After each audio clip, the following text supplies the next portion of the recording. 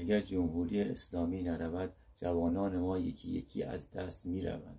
خیزش آزادی خواهی از سال 88 تا سال 1401 و تا به امروز ادامه دارد. به صحبت‌های شیرزن فاطمه سپهری خوب گوش کنید. پادشاهان پهلوی کجا و روزخوانان ضد ایرانی کجا؟ 45 سال رژیم آخوندی شادی و زندگی را بر ایرانی حرام کرده و ضحاک خونخوار هر روز چند جوان بیگناه را دست بسته و بیدفاع به پای دار می‌فرستد.